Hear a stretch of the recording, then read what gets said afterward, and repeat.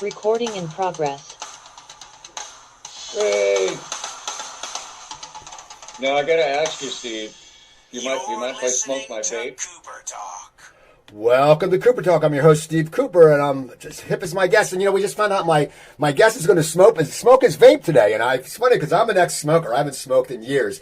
But my guest, I'm very excited to have on this show because I got to tell you, people, there's certain songs that resonate with you. And The Boys Are Back in Town is one of them. And my guest played on that. And, I don't care how old you are, if you're high school, college, however you are. When you get together with your old buddies and you go to your old haunting grounds, you always think of that song. But that's not what we're here to talk about. We're here to talk about an amazing story about a band called Western Front and an album called Eureka that comes out July 10th. And it's, I can't say it's 40 years in the making because it was made over 40 years ago, but we'll find out. And my guest is Scott Gorham. How you doing, Scott? Yes, it was 40 years ago. We started this out in 1983, right? And the way it happened was my then brother-in-law and still best friend, Bob Stephenberg, drummer for Supertramp, he was doing his first solo album. So I flew in from London to Los Angeles, not knowing who else was going to be there, right? But I walked into the studio, and who was it? My old pal, Marty Walsh. And we were just talking about it, who lived in Burbank, right? I lived in Glendale. They were right next door to each other. We were always in sort of rival bands, not hating each other or anything like that, but it was just weird. He was in that band and I was in that band. And I hadn't seen Marty in years, and there he is, right? So we shook hands and hugged and kissed and all that crap, right? And then we got down to work, and we finished Bobby's stuff pretty quickly. And I still had, fair few days left before I was going to leave. So I said to Marty, I said, we're probably not going to get this chance again. I've got this riff. How about you and I make a song out of it, right? And see what happens. We're in the recording studio here. We're not paying for it. So what do you think? And he just jumped all over that. And it probably took, I don't know, maybe 2 hours to write this song, right? And we both kind of looked at each other and thought, well, that was a bit easy. And I said, let's just see if that was a mistake. I've got another riff here. Let's want to try that one. And he said, yeah. And once again, it went really quickly, right? And I made a joke saying, well, I guess we're going to have to get somebody in here to sing this stuff now. And right? And he went, I've got the guy. I know the perfect guy. And I'm like, whoa, really? He goes, yeah, his name is Moon Calhoun, right? And I just love that name, Moon Calhoun, right?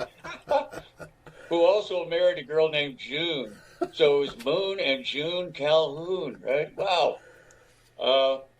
So we got Moon in a couple of days later, a great guy. And he was even a greater guy when he opened up his mouth and sang. And I thought, oh, my God, this guy is amazing, right? So we started writing more song. And another friend of ours, Dennis O'Donnell, he was great with, the lyrics and helping with the, vocal performances and all that. Then other people like Daryl Verduzco and Derek Bergman on keyboards, who was amazing. So, but the problem here was, I was on a time frame, very limited time, right? I needed to get back to London. And the way I remembered it is Lizzy, who was still in the band, we were on our very last world tour. And I needed to get back to London to finish up because we were going to go to, the next stop was going to be Scandinavia, right? So I had to get on the plane, and really the album, and I don't know if we were thinking in album terms, but it was 3 songs short. But I knew how good these guys were, and they didn't need me to finish off the 3 songs, which they did. And here's where the confusion comes in. There was I did another interview with another journalist, and he said, "Yep, it says here you guys worked on this album for 20 years." And I'm like, what are you talking about? 20 years? The longest I've ever worked on any album was like maybe 3 months, you know? So what he meant was because the other three guys were working so hard, they had to find time to get back together again in certain time periods to to finish off these next three songs. And it took another 20 years to actually finish off those three songs, right? So that's kind of the synopsis of the whole thing. Now, was there any when you guys were creating that first album, when you're creating the album, was there interest from record companies? Because you were with Thin Lizzy, you have someone from Supertramp, you have Moon Calhoun. I mean, you're right. You can't go wrong with the name Moon Calhoun, and they had a son named Boone. It'd be perfect. I'd be happy. But what was there interest? Was there any heat coming from the industry for you guys? Well, obviously we had talked about it. Sure, we would love to turn this into a somehow a full time thing and turn it into an album. But the problem is that you need management to engineer and maneuver your group of guys around record company people and all of that, which we did not have. As far as I know, before I left, we hadn't talked to any record companies at this point. The reason this got put out was another guitar player, session guitar player, heard this stuff, right? And he said, "Oh my God, you've got to put this out." I mean, this yes, it was done, 40 years ago, but it still has this sound to it that people are going to want to hear because it's been played so well and put together so well. So he goes, "I tell you what, I'll talk to my people at Mascot Records. You can have a meeting with them, show them the stuff, and we'll see what happens, right?" And that's pretty much what happened. Is Marty? He got Marty a meeting with the Mascot people. They fell in love with it, and it was pretty much a done deal straight off the bat. So it's too bad that wasn't done in 1983. You know what I'm saying? Yeah, it's crazy. Now I want to know. Okay, like anything, you're an artist, and I want to talk about your art later. I know you have these cool T-shirts coming out, but I want to talk about that. But you're an artist, and we all evolve as artists. I do stand-up comedy. I got back into it, and my act is completely different than it was when I started. For you, when you listen to your guitar playing from 40 years ago, do you notice different? I mean, do you sit there and go, "Oh man, I wouldn't be doing that right now"? I mean, what is it like for you to listen? Because it's a snapshot or video per se of the past. How do you judge your? Do you sit there and go, "Oh, now I would have done this"? Because it has to be crazy because it's 40 years ago. Well, there's something, Steve. There's always that. I have done albums where it was like the next week I've gone, "Oh my God, I wish I would have done this." Why didn't I think of that at the time, right? So obviously, there's going to be things 40 years later. You're going to go, "Well, maybe I should have done it this way, or taken a little more time on this one here." But as a whole, when I listen to it, I'm thinking, well, it's actually pretty good. I'm not ashamed of this at all. In fact, I'm really pretty proud of this album and all the guys and all that. But I know what you're saying. Your style does change, no matter what, and it has artists or whether it's drawing or it's playing a musical instrument. In the ensuing years, you just get better. You just can't help it. You just are a better whatever, right? So you're always going to want to, go back and I want to redo this and redo that, but I'm kind of glad we didn't do that with the Western Front. We just left it as it is, and I was always wondering what were the comments going to be of people listening to this 40-year-old album. "Oh, this is a pile of why did they even bother? But we got none of that. It was all this absolutely spot on, encouraging rhetoric that we got from everybody, and it was great. I listened to it and I enjoyed it. And I'll tell you, like some my favorite song is Pain, and but it's funny some of the songs though because it does have that '80s feel, and you could see him being in one of those '80s cop movies. You know, like just some of them like The Chase, and of course there's a ballad on it because it's any '80s album needs a ballad. But do you have any favorites when you're looking back at it now? Because once again, you probably forget playing on half of them because we forget that. I was talking to a comic I worked with years ago in Philly, and he told me this bit. I'm like, what are you talking about? He goes, you did this, whatever. I'm like, I forgot. Is there any songs that like you completely just forgot about because you play so much and you've been on the road and you've been on such a great career? Is there songs you went, holy crap, man, that's a cool song. I forgot I even did that. Well, it's funny that you say that because when Marty sent me over the first mixes, right, a year ago. I had completely forgotten, right? I was like, oh, yeah, that's right. There was that one. I'm like, well, no kidding. I love that one in the studio. There was a lot of that going on about a year ago when I was, like I said, when I first heard it, right? A favorite song. You asked me what my favorite song was? Yeah, when you like it, when you look, is there a song that stands out to you that you just said, man, I really dig this. I really like my work on this? Well, I would have to say this third single that we've got coming out, and guess what, Steve? I can't remember the name of it. Well, that's all right. I know Oh my the first two singles. I'll see if I can jar your memory. It was "Set Me Free" and then "Pain." They were the first two. So we'll it's all right. So people look for that. That's it. When you see this interview, when you listen to the album, Scott's favorite song was the third single. You know that. That he can't remember the name of. Oh my God! All right. So first of all, I want to talk about when you started playing music, but let's talk about the art. I saw that you on your Facebook that you're now making T-shirts, and it's funny because I talked to Chris Mars, who was with the Replacements, and he does art now, and that's his main concern. He doesn't play music anymore; he does art, and his art's very dark and it's different. And your art's somewhat dark. It's not like you're not making smiley faces. But tell me when you started, were you always a creative painting as an artist, or was this something you took up later in life?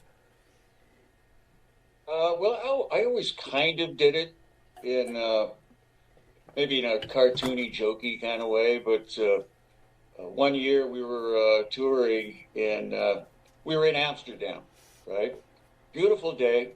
I'm going to go out for a walk, right? So was walking down the main thoroughfare in Amsterdam, and it was really great. And I ran into this one shop that I couldn't tell what it was, right? But the window just looked amazing how they had done their displays, right? And it wasn't that I knew what it was. I just walked in out of curiosity, right?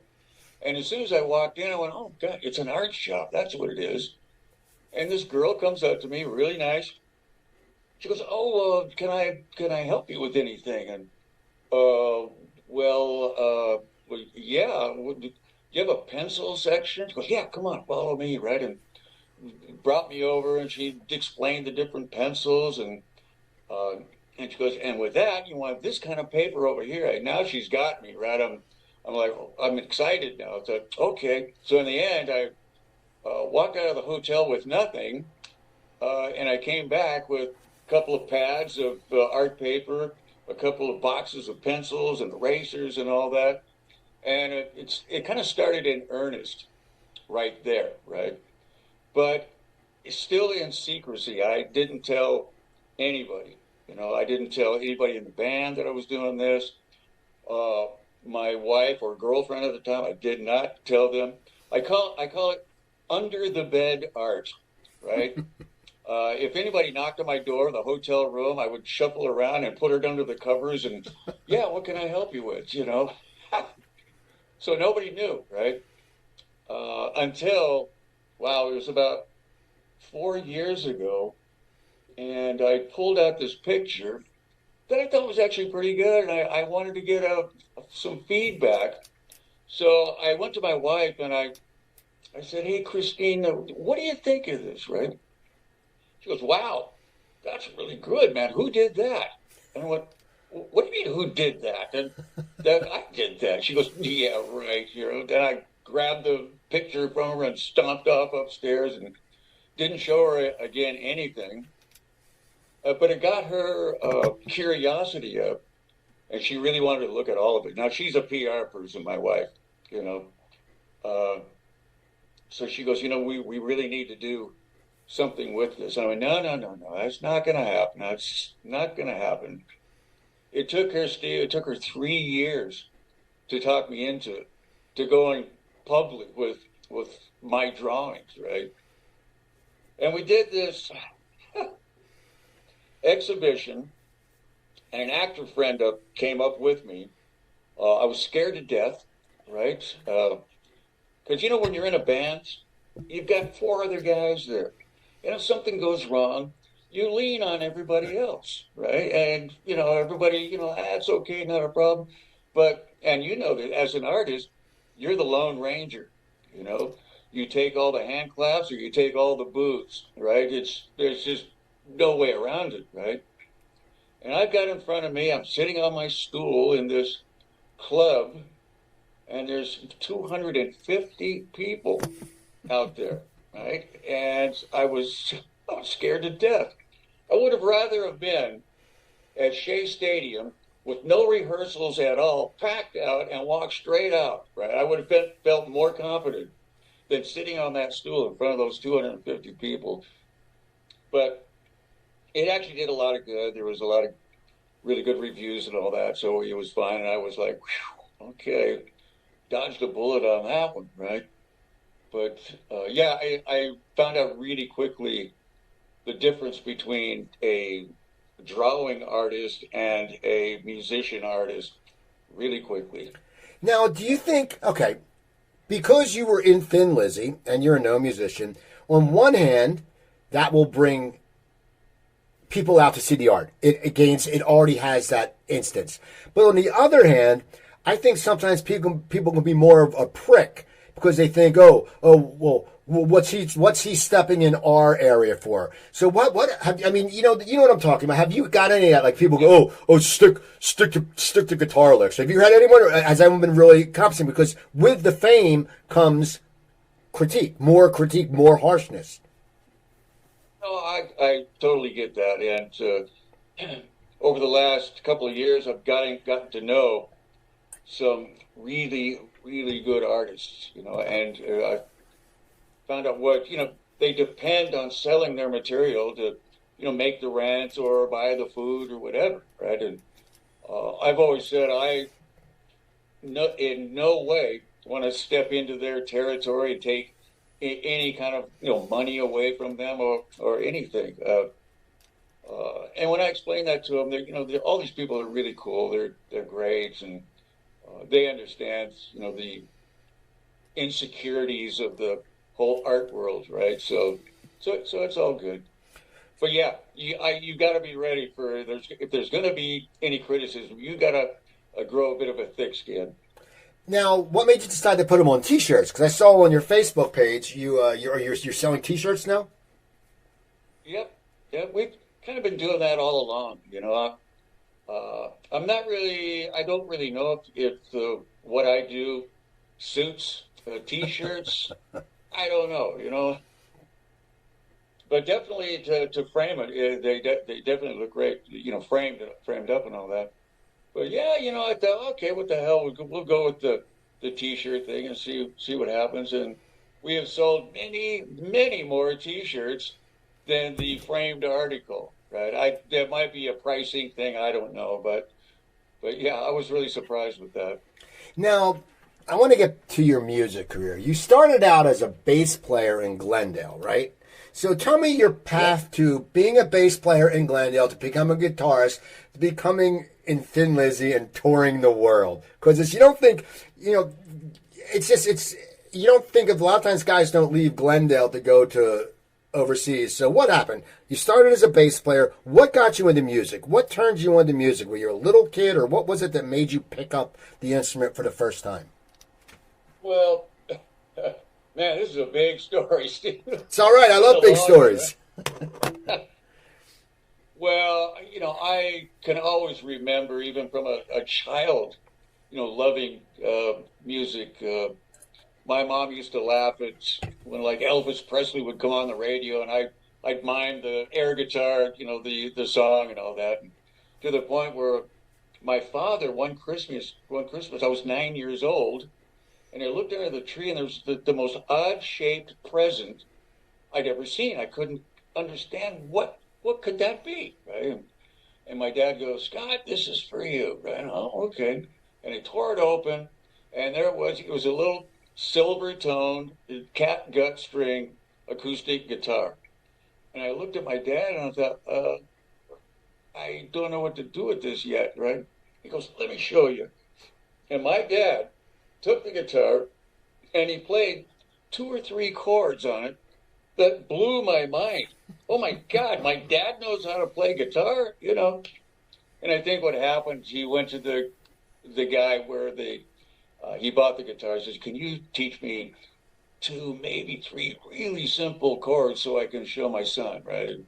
And that's what he did. But so that kind of piqued my interest. Straight off the bat, 9 years old. My hands were too small though to get around the neck of the guitar. That's just the way it was, right?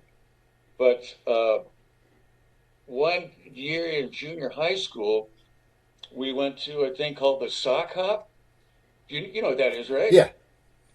Yeah. So you can't wear your hard shoes because it's usually in a basketball court, and they don't want marks from your shoes on the. So you wear your socks, right? But in this particular sock hop, that really sounds 50s to me, the sock hop. But I saw that there was a band over in the corner. I could see the cymbals and the drums, and there's amplifiers over there with guitars leaning up against them. And it was like a magnet. I went straight over to the stage, made sure that I was right in front. And when these guys came on, honestly, Steve, I was hypnotized watching these guys. How does that guy know what that guy is going to do there? At what time? At what point do you actually come in and play? I had all these questions, right?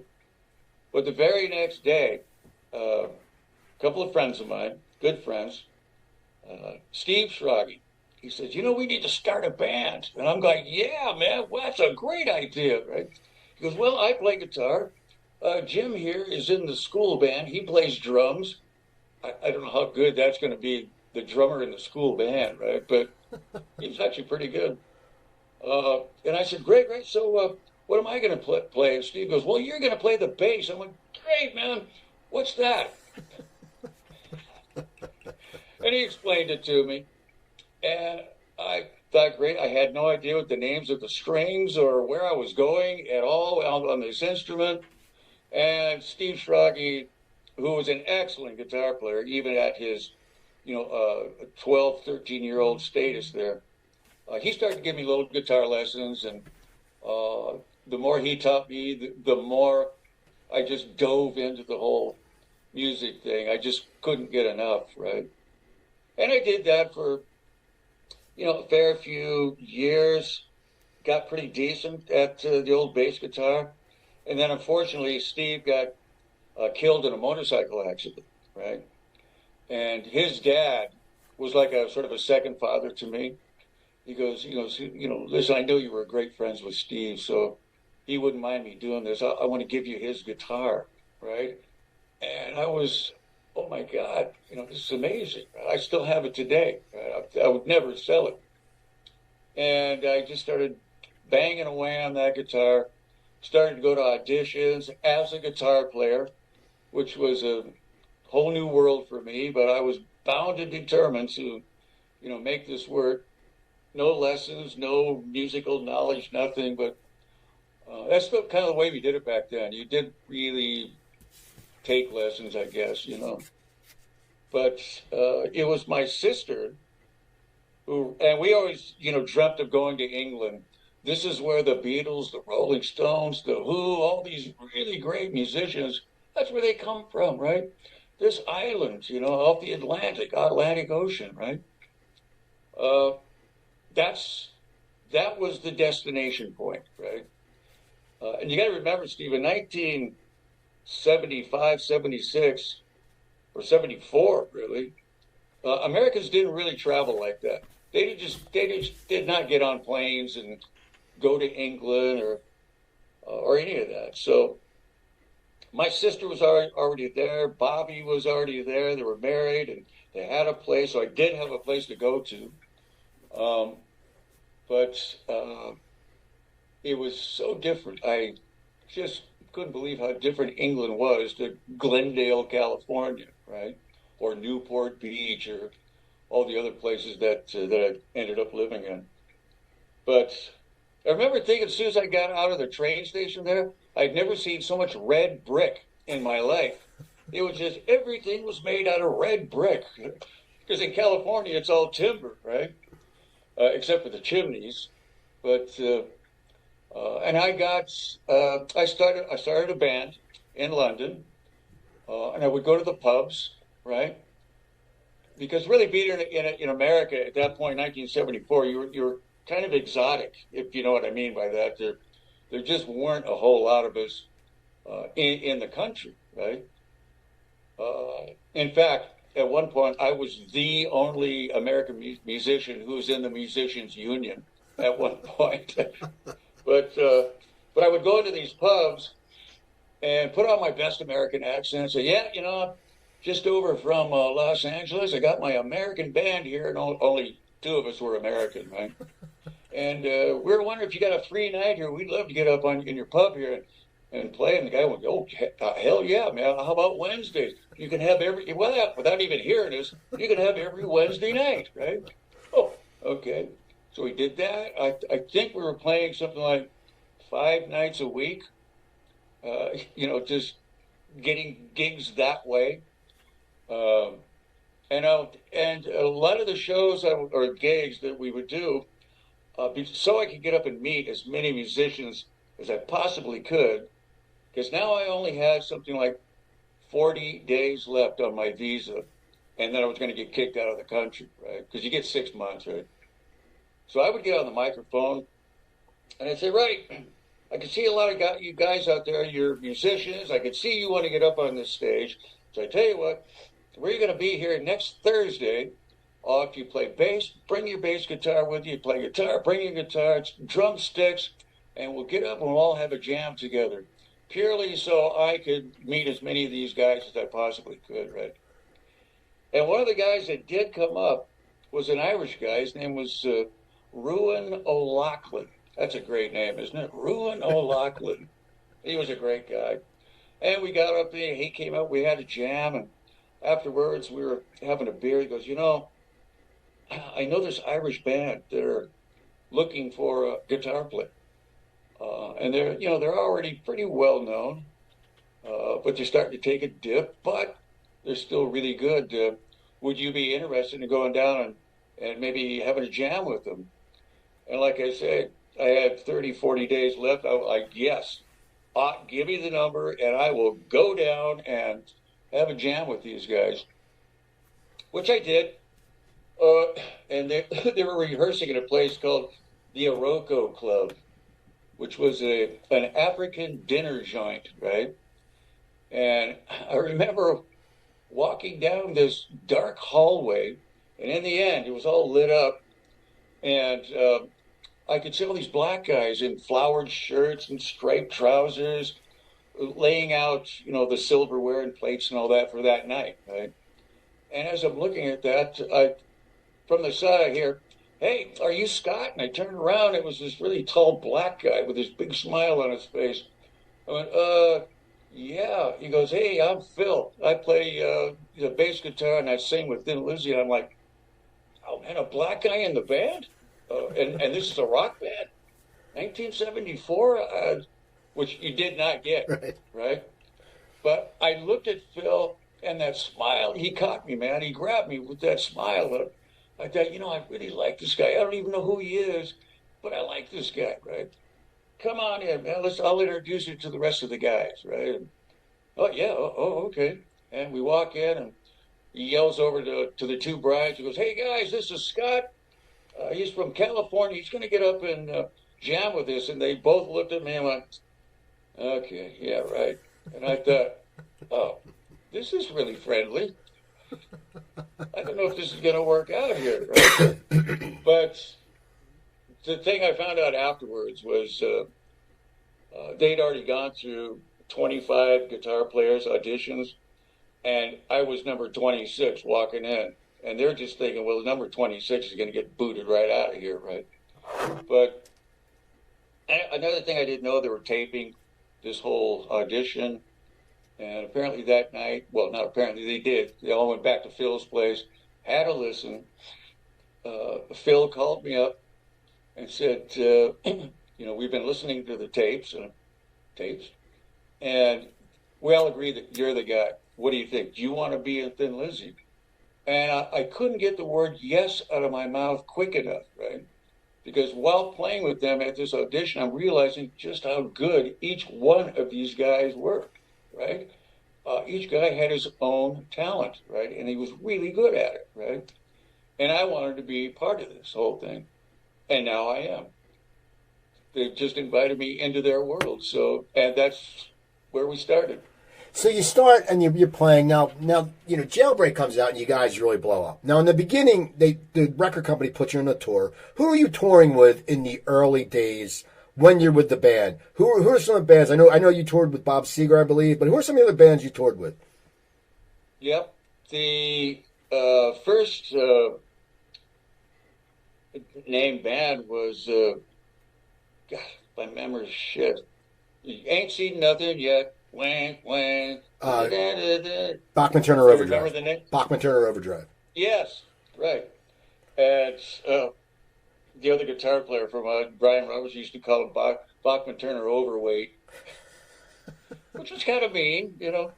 But they were great. They were real good to us, right? And we had a thing where one of the guys in our particular road crew came back into our dressing room one night, and he says, "Yeah, I know you're on in about 5 minutes, but there's nobody out there."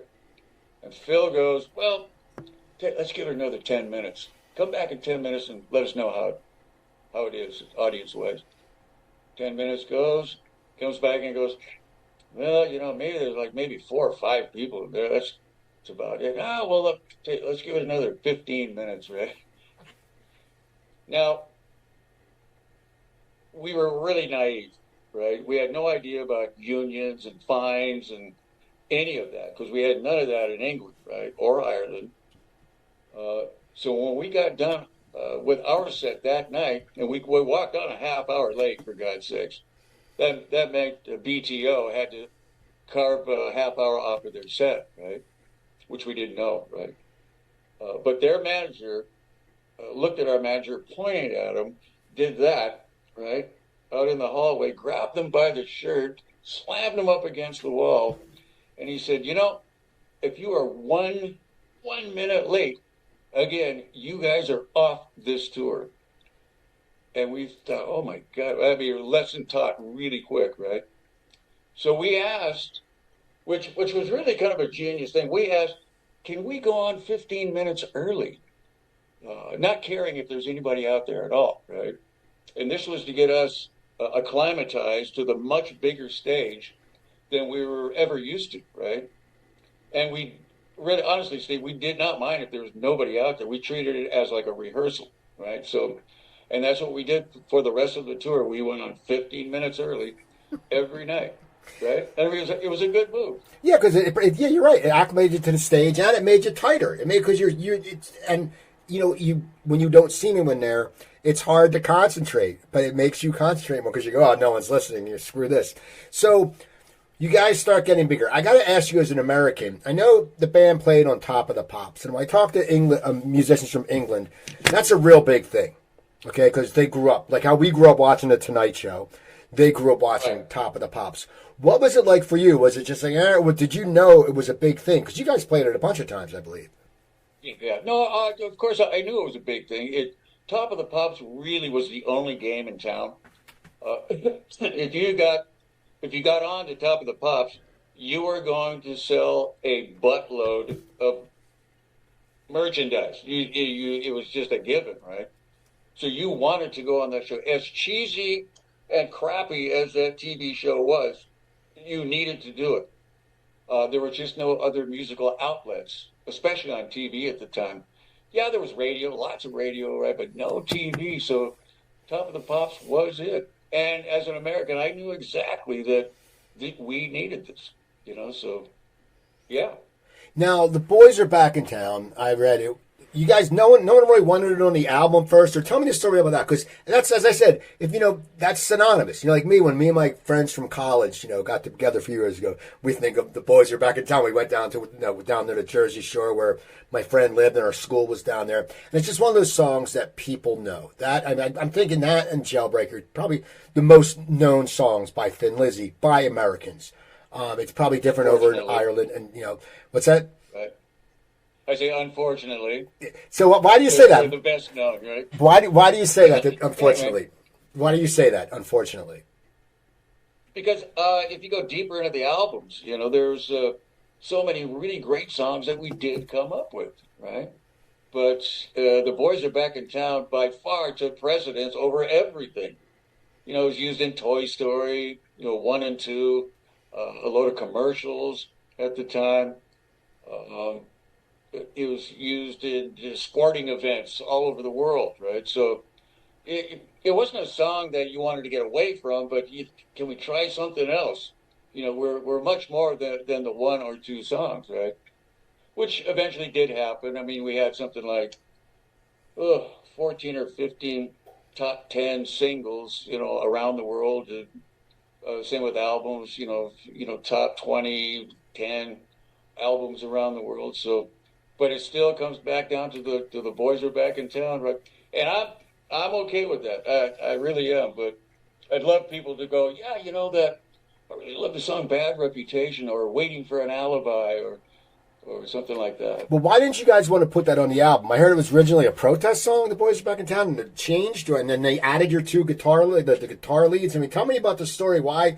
What happened? Because it's so weird when you hear something that you guys were against, and then all of a sudden it's like, hey, we all know that song.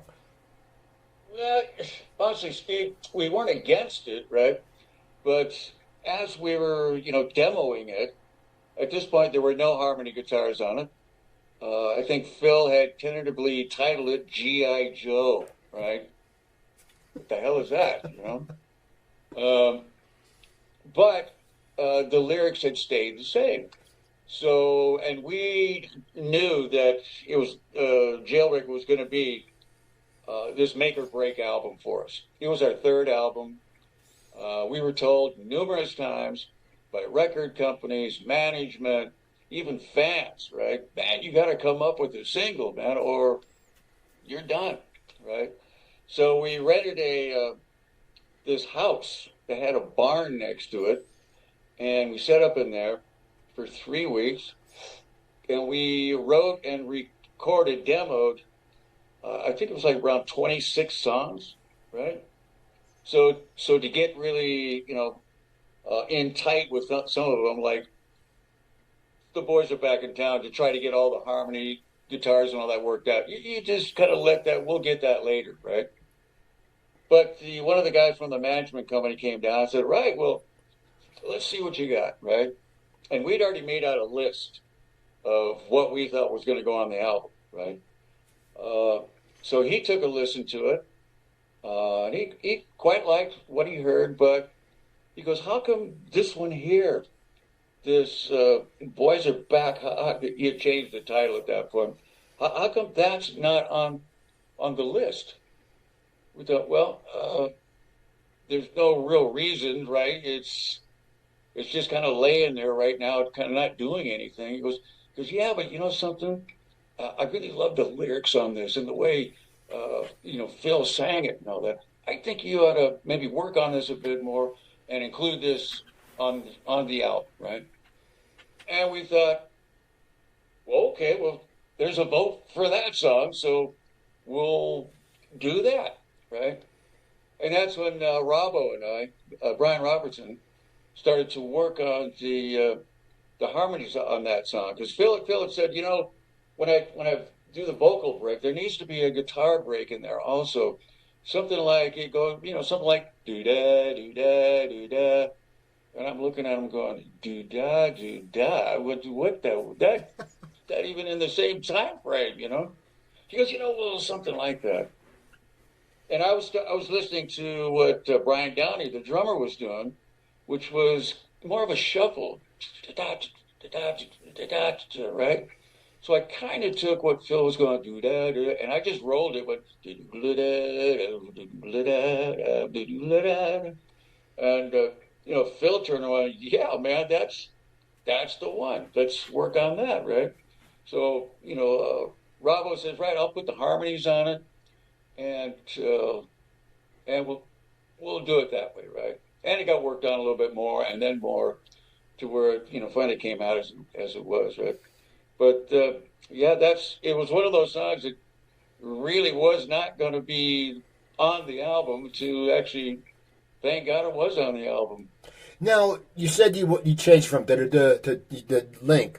You changed the progression of the guitar. Did you do that a lot with the band? And is that just instinctual? Like you hear something and your mind says, okay, I need to go this way. Because I always wonder, I'm always fascinated by guitar players when you hear something out of the blue and you go, oh my God, that is so cool. Is that just something that comes to you? Like you're jamming with a song and all of a sudden you go, this is not right. I mean, is that instinctual or is that something that you learn or what is that? It's probably an instinctual kind of thing. It's a feel that you get. Uh, Instead of doing it this way, how about if I do it that way, right? And oh yeah, that way is a hell of a lot better. That actually feels right. There's a lot of that goes on. It's why the rehearsals are so important. It's why demoing is so important because you can take these things home with you, listen to them more intently with your guitar on. Um, yeah, it's just it's there's a lot of instinct, but it's kind of a learned instinct. It's hopefully what's going to be right and what's not going to be right. Now, Thin Lizzy eventually broke up. There was a lot of drug use. When did that start? Because you always hear Oh, stories. I was wondering when you were going to bring But that no, up. I'm just wondering because I talked to a No, lot of musicians and I have friends who are in programs and it's a matter of like there's one actor who had his defining moment was when he was doing so much cocaine that his baby seemed like his baby knew when he was on blow and he said I can't do that anymore. And this guy was a pretty big right. TV star in the late '70s. So you guys had issues, but did it ever hurt your professionalism? Did you guys ever miss shows, or did you feel like you were still you were producing quality material? So it's one of those things you're probably thinking, well, hey, I'm not doing anything wrong.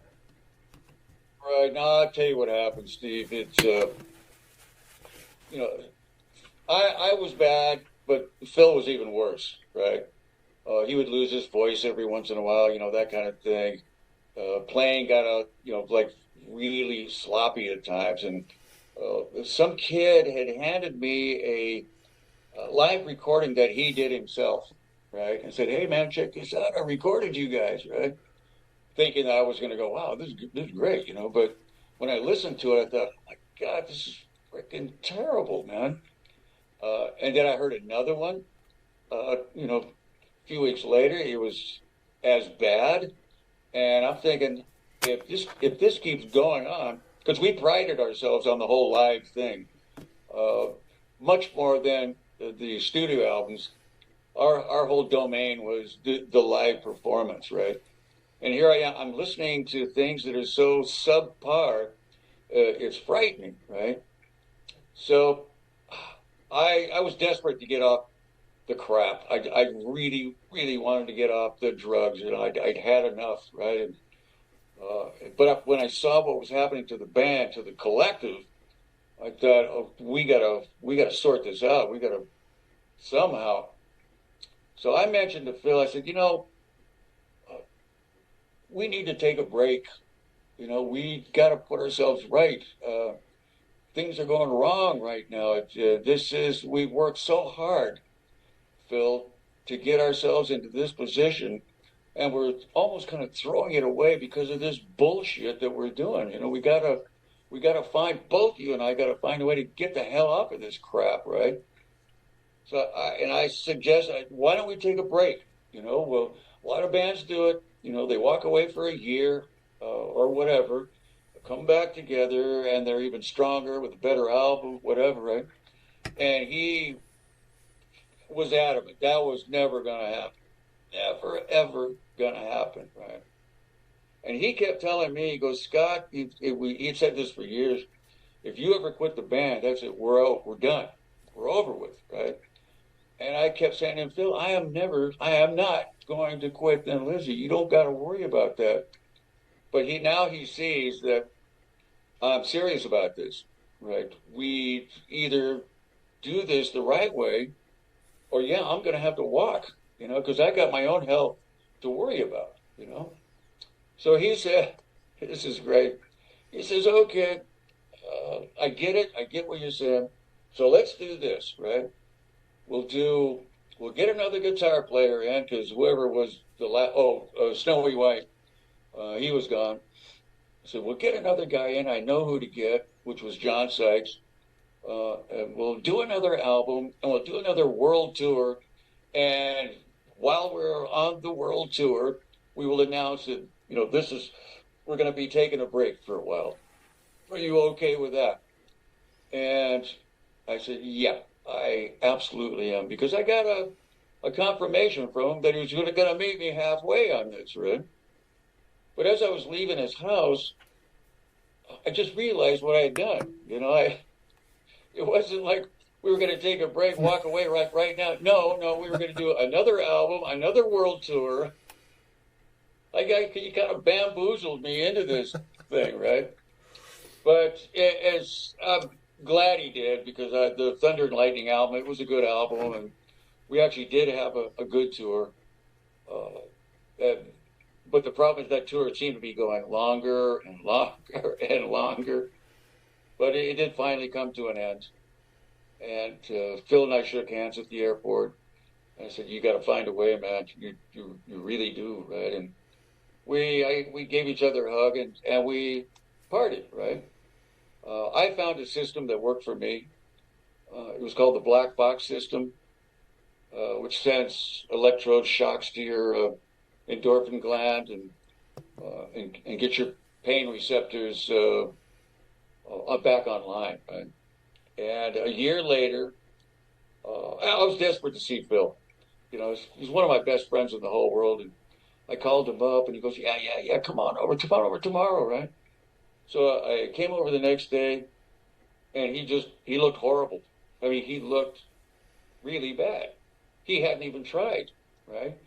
And I remember Phil looking at me going, man, you look great. You look really good. I said, yeah, and I feel really good. You can come with me, and you can do this also. Why don't you come with me? He goes, yeah, let me think about that for a while. And of course he didn't. And I don't know, it was like maybe a year and a half later, he died. So we were never able to fulfill what we actually started out in the first place, what we agreed to. So it's always haunted me a little bit, But not a little bit, a lot. But you did your part. That's the thing. I mean, in all honesty, you kept your part of the bargain, and you can't help people. I know people who've had. I had a heart issue a while back, and I changed my lifestyle. I know people who have it, and I go, man, what are you doing? Like, take your meds. I don't need my meds. No, you take your damn meds. You got to take that. So you do what you did. Yeah. Now, when it comes to Thin Lizzy, what do you think endeared people to your band? Because you have a devout following. You still have following. And now, what's crazy is, as you said, you may look at Toy Story and 1 and 2 and say, oh, that song's in there. But that brings a whole new generation. And I know how kids are now. Kids, like, they hear one song and they get, oh, I gotta find this song. I mean, you see a song that's on a movie, it's a hit, and all of a sudden record sales pop up because people go. I mean, so what do you think endeared? Was it Phil? Was it your sound? Was it the two lead guitars? What was endearing to people that still makes you guys stand up to this day? What? if I knew that, I would bottle it and sell it to everybody else. Yep, got the answer for you. There you go. Just pay up. I don't know. I think a lot of it was Phil's personality. He had this great magnetic personality on stage. I also think probably it was the honesty that we portrayed with the live audiences. There was nothing ever completely over the top, uh, like you see today with the dancing girls and the troops of horn sections and all that. Uh, it was all pretty honest, right? And I think people really appreciated that. Even the punk bands used to hang out with us, right? Because they appreciated what we kind of represented in a way. And we loved them too because they were even more honest than we were.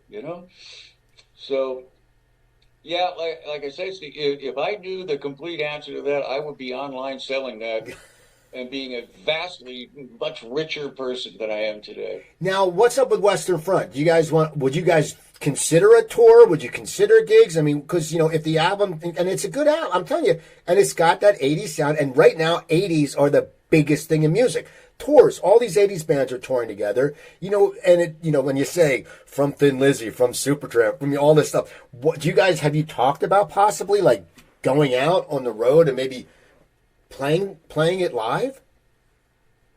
Right. Well, no, we haven't. And really, because you can't just form the band up and just jump out on the road and hope everything's going to be okay. No, you've got to wait to make sure that you can actually sell tickets.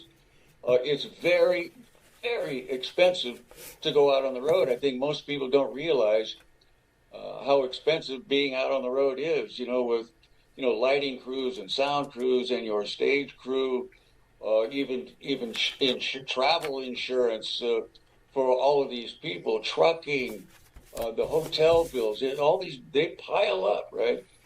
So you have to know almost to the dime, what you're going to make to make sure that this thing works, and you don't go broke while you're doing the thing that you really love doing, right? Which I'm sure has happened to probably several bands.